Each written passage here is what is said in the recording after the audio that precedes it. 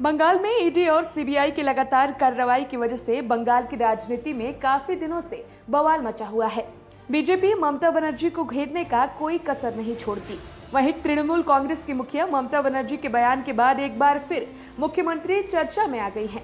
ममता बनर्जी आने वाले 2024 लोकसभा चुनाव की तैयारी शुरू कर दी है। ममता बनर्जी ने घोषणा की है कि नीतीश कुमार और हेमंत सोरेन की सरकार और साथ ही अन्य सरकार मिलकर बीजेपी को हराने में एकजुट होकर लड़ेंगे। पूरे देश में विपक्षी पार्टी आने वाले लोकसभा चुनाव की तैयारी में जुट चुकी है। वहीं एक और बीजेपी अपने कमजोर सीट और हारी हुई सीटों पर पकड़ बनाने में लगी हुई है, तो वहीं दूसरी ओर विपक्षी पार्टियों में भी बीजेपी को सत्ता से उखाड़ फेंकने के लिए एकजुटता की लहर हावी हो गई है। बिहार के मुख्यमंत्री नीतीश कुमार से लेकर केसीआर तक सभी विपक्ष को एकजुट होने की बात कह रहे हैं।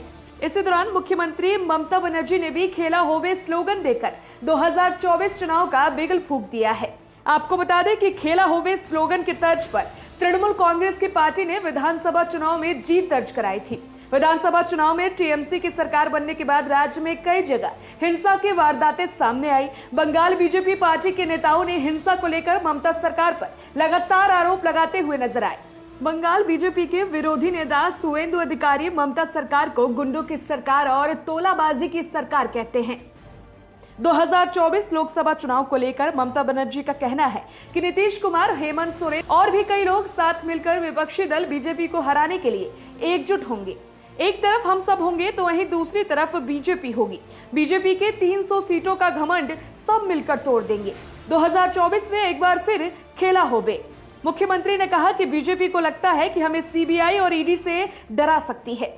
जितना ज्यादा इस तरीके के हथकंडे अपनाएगी, उतना ही आने वाले पंचायत चुनाव और 2024 के लोकसभा चुनाव में हार के करीब पहुंचेंगे। आपको बता दें कि बिहार के मुख्यमंत्री भी दिल्ली दौरे पर आए थे। दिल्ली पहुंचकर उन्होंने कांग्रेस नेता राहुल गांधी, दिल्ली के सीएम अरविंद केजरीवाल, अखिलेश यादव, ओपी चौटाला और सीताराम येचुरी जैसे कई बड़े दिग्गजों से मुलाकात की। और मुख्यमंत्री ने अपने दिल्ली दौरे में कई बार कहा कि सबको साथ आना होगा, तभी देश में कुछ अच्छा हो सकता है और केंद्र की सरकार को उखाड़ फेंक सकते हैं। 2024 चुनाव को लेकर बीजेपी ने भी अपनी कमर कस ली है।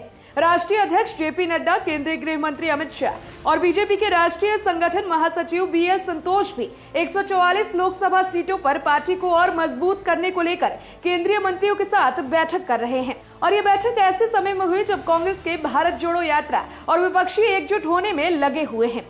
बंगाल में जहां ईडी लगातार ममता सरकार के मंत्रियों पर एक के बाद एक भ्रष्टाचार के आरोप में शिकंजा कस रही है, वहीं अब देखना होगा कि आने वाले लोकसभा चुनाव और पंचायत चुनाव में ममता की सरकार की क्या रणनीति होगी। Special report, voice of Bharat.